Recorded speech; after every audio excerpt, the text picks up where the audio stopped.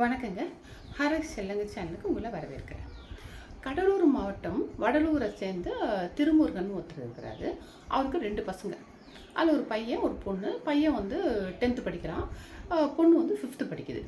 எங்கே படிக்கிறாங்கன்னா, அந்த வடலூர்லேயே வந்து சியாம் ஸ்கூல், அப்படி சியாம் மெட்ரிகுலேஷன் ஸ்கூல்னு சொல்லிட்டு ஒரு பிரைவேட் ஸ்கூல் இருக்குது. அந்த ஸ்கூலில் தான் 2 பேரும் படிக்கிறாங்க. அந்த பையன் வந்து 10th படிக்கிறான். அவன் பேர் வந்து கிஷோர். அவன் படிப்பு தவிர வேறு என்னன்னா, சிலம்பம் வந்து நல்லா வந்து சுற்றுவான். சிலம்பத்தில் வந்து நல்லா கற்று வச்சுட்டு, அது நல்லா வந்து அந்த ஸ்போர்ட்ஸில் வந்து நல்லா வந்து அவன் எக்ஸ்பர்ட்டு. அதில் வந்து நேஷ்னல் லெவல்லையும் பார்ட்டிசிபேட் பண்ணி அதுலேயும் ப்ரைஸ் வாங்கியிருக்கிறான். அப்புறம் வந்து நோபல் வேர்ல்டு ரெக்கார்ட் பண்ணியிருக்கான். எப்படின்னா, ஒரே கையால் வந்து சிலம்பத்தை சுற்றிக்கிட்டே வந்து ஒரு 4 கிலோமீட்டர்ஸ் வந்து அப்படியே நடந்துக்கிட்டே போகிறது. அது மாதிரி ஒரு கையில் சுற்றிட்டு அதில் வந்து நோபல் வேர்ல்டு ரெக்கார்ட் பண்ணியிருக்கான். குளோபல் வேர்ல்டு ரெக்கார்ட் என்ன பண்ணியிருக்கான்னா, ஒரு 4 hours வந்து என்ன பண்ணுறான்னா, ஒரு 4 டெக்னிக்ஸில் ஒரு மணி நேரத்துக்கு ஒரு மணி நேரம் வந்து ஒரு மணி நேரத்துக்கு ஒரு டெக்னிக்கு, இன்னொரு மணி நேரத்துக்கு ஒரு டெக்னிக் சொல்லிட்டு 4 hours வந்து கண்டினியூஸாக வந்து சிலம்பம் சுற்றிருக்கிறான். அதில் வந்து குளோபல் வேர்ல்டு ரெக்கார்ட் பண்ணியிருக்கான். ரொம்ப திறமையான பையன், படிப்பும் நல்லா படிப்பான். அந்த பையன் ஸ்கூலுக்கு வந்து 24th அன்னைக்கு, இந்த மாதம் 24th அன்னைக்கு ஸ்கூலுக்கு போயிருக்காங்க. பொண்ணு பையன் 2 பேருமே ஒரே ஸ்கூலில் தான் படிக்கிறாங்க. போயிருக்கிறாங்க. போயிட்டு அவங்க எப்படி ஸ்கூல் விட்டு வருவாங்கன்னு தெரியல. அன்றைக்கி வந்து எப்படின்னா, அவங்க அப்பா வந்து வேலைக்கு போகல. அன்றைக்கி ஏதோ ஃபங்க்ஷன் சொல்லிட்டு வேலைக்கு போகல. ஸோ பசங்களை கூட்டிகிட்டு வரலான்னு சொல்லிட்டு ஸ்கூலில் போயிட்டு பொண்ணை கூட்டிகிட்டு வந்து விட்டுட்டு பையனை கூட்டு வரதுக்காக போகிறார். அதுக்குள்ளே என்ன ஆச்சுன்னா, அந்த பையனை வந்து காணமே சொல்லி வாட்ச்மேனை கேட்டோன்னே, வாட்ச்மேன் சொல்கிறாரு, இல்லை உள்ளே வருவான் அப்படின்னு சொல்லியிருக்கிறாரு. இவர் சரி உள்ளார போயிருக்கிறார். போய் பார்த்து என்னன்னு கேட்டால், டீச்சர் சொல்கிறாங்க, இல்லை உங்கள் பையனுக்கு வந்து தலையில் லேசாக அடிபட்டுருச்சு, அதனால் வந்து ஹாஸ்பிட்டல் கூப்பிட்டு போயிருக்காங்க அப்படின்னா, இவர் என்ன அடிபட்டுருச்சு, பெருசாக ஒன்றும் இல்லை, கொஞ்சமாகவே பெருசாக இல்லை சாதாரணமாக தான் பட்டிருக்கணுன்னு, இவங்க ஃபோன் கொடுங்க, முதல்ல வீட்டுக்கு இன்ஃபார்ம் பண்ணணுன்னே, உங்கள் வீட்டுக்கு இன்ஃபார்ம் பண்ணிட்டோம் அப்படின்னு சொல்லிட்டு ஹாஸ்பிட்டலில் பக்கத்தில் இருக்கிற ஹாஸ்பிட்டலில் வந்து ஃபஸ்ட் எய்டுக்காக கூப்பிட்டு போயிருக்காங்கன்னா, சரி உடனே சொல்லிட்டு சரி சொல்லிட்டு போகிறேன். சொல்லிட்டு பையனோட ஸ்கூலு பேகு, லஞ்ச் பேக் எல்லாம் இருக்குது, எல்லாத்தையும் எடுத்துகிட்டு போயிட்டார். போயிட்டு ஹாஸ்பிட்டல் போகிறான். எங்கே சேர்த்துருக்காங்கன்னா, பாண்டிச்சேரியில் சேர்த்துருக்காங்க. பாண்டிச்சேரியில் இருக்கிற இந்திரா காந்தி ஹாஸ்பிட்டல் இருக்குல்ல, அந்த ஹாஸ்பிட்டலில் வந்து சேர்த்துருக்குறாங்க. சாரி, மகாத்மா காந்தி ஹாஸ்பிட்டல்னு நினைக்கிறேன். அங்கே வந்து சேர்த்துருக்குறாங்க. இவர் போய் பார்க்குறப்ப தலை ஃபுல்லாக பையனுக்கு வந்து தலையில் வந்து கட்டு போட்டிருக்கு. அப்படியே எங்கள் அப்பாவை பார்க்குறான். அதுதான் வந்து ஒரு கான்ஷியஸாக வந்து பையனை வந்து பார்த்தது அப்படின்னு சொல்லி அவர் சொல்கிறார் அவங்க அப்பா. சரி, என்ன நடந்தது, பையன் காலையில் ஸ்கூலுக்கு நல்லா தானே போனான், இப்போ என்ன திடீர்னு வந்து எதனால் என்ன ஆச்சு என்னன்னு சொல்லி பார்க்கலாம். அந்த பையன் என்ன இருக்குன்னா, ஸ்கூல் முடித்தோடனே பசங்கள்லாம் வந்து சின்ன கிரவுண்டுங்க, ப்ளே கிரவுண்டு ரொம்ப பெருசு கிடையாது, ஒரு ஓரளவு சுமாரான சைஸு கிரவுண்ட் தான், ப்ளே கிரவுண்ட் தான். அந்த கிரவுண்டில் எப்படின்னா, ஒரு பக்கம் வந்து ஜாவ்லின் த்ரோ வந்து ப்ராக்டிஸ் பண்ணிகிட்ருக்குறாங்க, இன்னொரு பக்கம் வந்து டிஸ்கஸ் த்ரோ வந்து ப்ராக்டிஸ் பண்ணிகிட்ருக்குறாங்க. இது சின்ன கிரவுண்டில் ரெண்டும் பண்ணுறது பார்த்தீங்கன்னா தெரியும். ஷார்ட் புட்டாச்சும் போட்டால் கொஞ்சம் தூரம் தான் போய் விடும். டிஸ்கஸ் த்ரோலாம் போட்டோம்னா எவ்வளோ தூரம் வந்து போய் விடும் தெரியல. அது ஒரு இரும்பில் பண்ணது தான், தகரமோ இரும்போ பண்ணது தான். அதே வந்து தூரமாக போய் விடுறப்ப யாராவது குறுக்க போனால் வந்தாலும் மேலே படித்தா அதுவும் ஆபத்து. அதே மாதிரி ஜாவ்லின் த்ரோ தெரியும் உங்களுக்கு, அது எப்படி ஈட்டி மாதிரி ஷார்ப்பாக இருக்கும். அது போகிறப்ப குறுக்க யாராவது போனாலும் மேலே குத்திடும். அந்தளவு ஷார்ப்பாக இருக்குமான்னு தெரியல எனக்கு.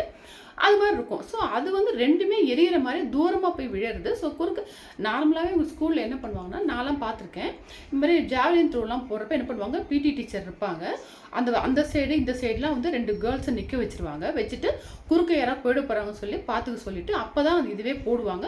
ரொம்ப கேர்ஃபுல்லாக இருக்கணும், ரொம்ப ஜாகிரதை. டீச்சர்ஸ் மேற்பார்வையில் தான் பண்ணுவாங்க. அது மாதிரி ஸ்கூல் லீடர்லாம் இருப்பாங்க, அவங்களாம் எல்லோரும் மேற்பார்வையில் தான் நடக்கக்கூடிய, தனியாக அப்படி இஷ்டத்துக்கு பண்ண முடியாது. கண்டிப்பாக அங்கே இருக்கணும், பிடி டீச்சர் இருக்கணும், ஸ்கூல் லீடரும் இருப்பாங்க. அவங்க எல்லாம் கூட ஒருத்தவங்க பொறுப்பை படிச்சுட்டு போவாங்க. அப்படி தான் வழியே தனியாக பண்ண மாட்டாங்க. அதுவும் சின்ன கிரவுண்டில் யோசிச்சு பாருங்கள்.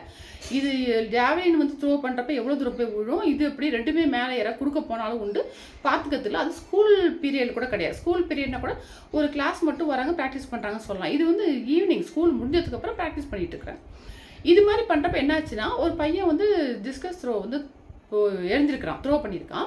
அது போய் விழுந்தோடனே இவனை போய் எடுத்துகிட்டு வர சொல்லியிருக்கிறாங்க. சரி எடுக்கிறேன்னு சொல்லிட்டு எப்படி விதி வந்து பாருங்க, இவன் போய் குனிஞ்சு அந்த டிஸ்கஸை வந்து குனிஞ்சு எடுக்கிறான் பாருங்க. அவர் எடுக்கிறப்ப கரெக்டாக அந்த ஜாவ்லின் த்ரோ பண்ணியிருக்காங்க.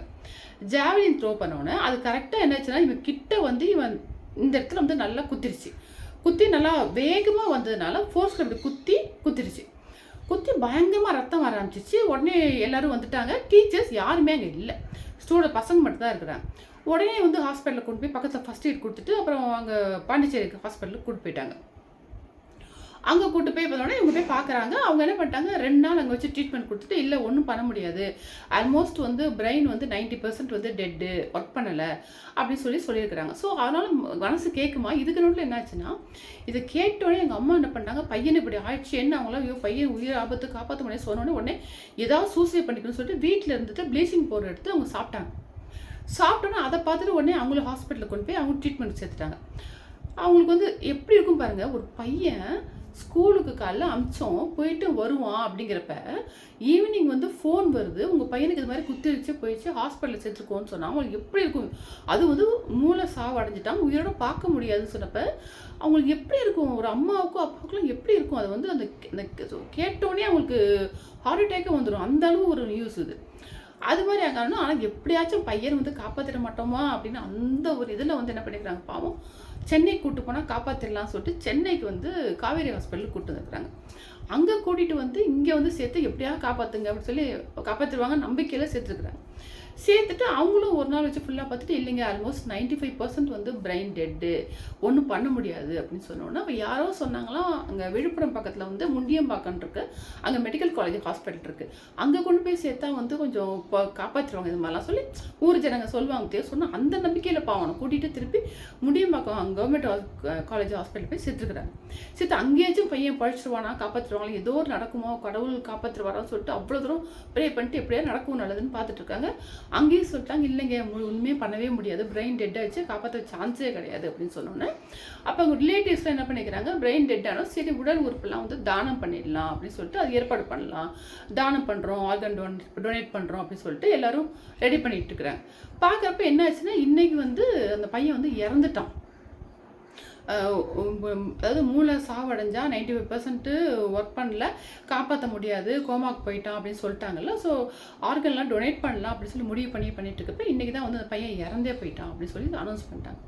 அதுக்கப்புறம் வந்து இறந்து போனால ஆர்கன் டொனேட் பண்ண முடியாமல் என்ன பண்ணிட்டாங்கன்னா, அந்த கண்ணு மட்டும் எடுத்து தானம் பண்ணியிருக்கிறாங்க, அவ்வளோதான். மற்றதெல்லாம் பண்ண முடியல அவங்களால. இதுதான் நடந்தது. இதில் என்னென்னா, எவ்வளோ விதத்தில் ஆக்சிடெண்ட்டாக நடக்குது. காரில் போனால் ஆக்சிடென்ட்டு, பஸ் ஆக்சிடென்ட்டு, ட்ரெயின் சேஃப்டின்னு நினச்சிட்டு இருந்தோம். இப்போ ட்ரெயினும் ஆக்சிடென்ட் ஆரம்பிச்சிச்சு. ஸோ அதுலேயும் சேஃப்டி கிடையாது. ரோட்டில் நடந்து போனால் அது சேஃப்டி, அப்போ நடந்து போகிறதுன்னு நினச்சி போனோம்னா அதுவும் போக முடியுதா. நீ பிளாட்ஃபார்மில் போனாலும் சரி, ரோட்டில் வந்து ஓரமாக ஒதுங்கி போனாலும் சரி, ரோட்டில் போகிற வண்டி காரு கொண்டாந்து கூலாக மேலே ஏற்றி ஆளை கொண்டுடுறாங்க. இப்போ எவ்வளோ அடிக்கடி இப்போ இது வருது. ஃபாஸ்ட்டாக ட்ரைவ் பண்ணிட்டு வந்துட்டு ரோட்டில் ஓரமாக போனால் கூட ஃபாஸ்ட்டாக காரை ஓட்டிட்டு வந்து மேலே மோதிடுறாங்க, பஸ்ஸும் மோதிடுறாங்க. அப்படி எப்படியுமே உலகத்தில் வாழ சேஃப்டியே இல்லாமல் இருக்குது. அதாவது பையன் ஸ்கூலுக்கு போயிருக்கிறாங்க. இப்போ அவன் போயிட்டு வருவாங்க. ஒரு ஸ்கூலில் வந்து ஜாவலின் த்ரோ வந்து பண்ணுறப்ப, அந்த கேம் விளையாடுறப்ப, ப்ராக்டிஸ் பண்ணுறப்ப அது எப்படி பாதுகாப்பாக விளையாடணும், ஒரு பிடி டீச்சர் இருக்குன்னு கூட தெரியாமல் என்ன ஸ்கூல் நடத்துகிறாங்க. யூஸ்வலாக இது வந்து ஒரு முதல்ல நடந்தது, இது மாதிரி நடந்ததே கிடையாது, எதாச்சும் நடந்துச்சு அப்படின்னு சொல்லவே முடியாதுங்க. நிறைய கேசஸ் நடந்திருக்கு. இங்கிலாண்டில், அப்புறம் ஜெர்மனியில் இது மாதிரி நடந்துட்டு இருக்குது. நம்ம பெங்களூரில் நடந்திருக்கு, மகாராஷ்டிராவில் நடந்திருக்குது. எப்படின்னா இது மாதிரி வந்து ஒவ்வொருத்தரும் ஒவ்வொன்று பண்ணுறப்ப, அவங்க ஜாவலின் த்ரோ பண்ணுறப்ப அவங்க மேலே குத்தி சில பேருக்கு நெஞ்சில் பட்டுட்டு, கண்ணில் பட்டு, தலையில் பட்டு பண்ணி இறந்து போயிருக்கிறாங்க.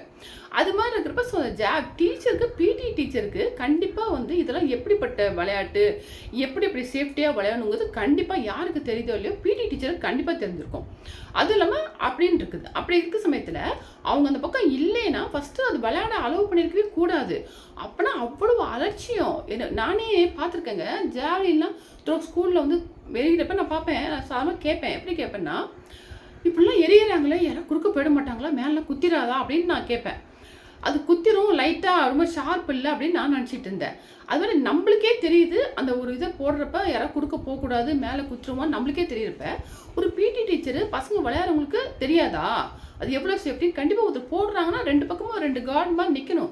2 பசங்க வந்து யாரும் இங்கே வரக்கூடாதுன்னு சொல்லிட்டு இவங்க பண்ண சொல்லணும்.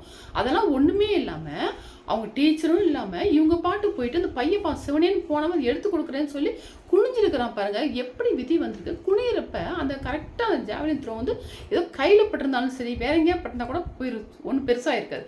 கரெக்டாக வந்து இந்த இடத்துல வந்து தலையில் பட்டுட்டு அவன் உயிரே கடைசியில் போயிடுச்சுன்னா இதெல்லாம் என்ன கொடுமை, என்ன பண்ணுறது, என்ன எவ்வளோ ஒரு அலட்சியம், ஒரு பொறுப்பு இல்லாமல் ஸ்கூல் நடத்துகிறாங்க வழியே.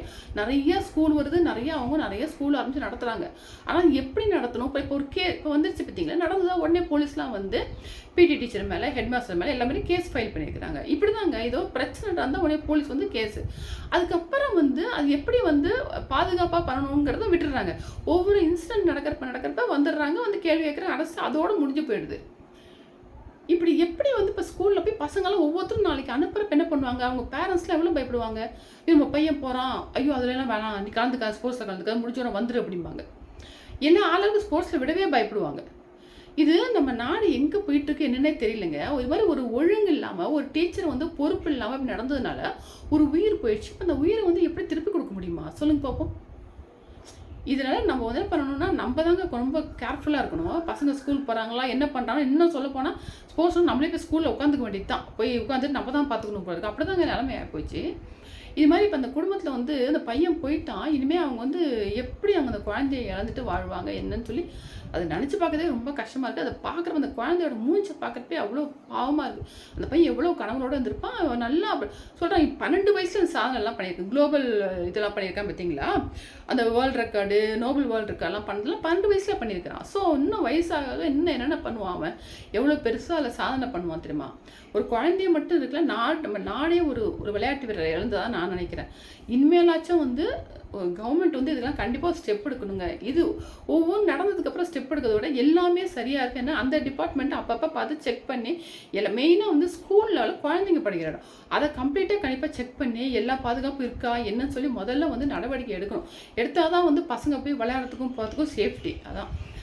அதான் இந்த விஷயம் உங்களோட ஷேர் பண்ணணும்னு நினச்சேன். இதோட இந்த வீடியோ முடிச்சுக்கிறேங்க. தேங்க்யூ.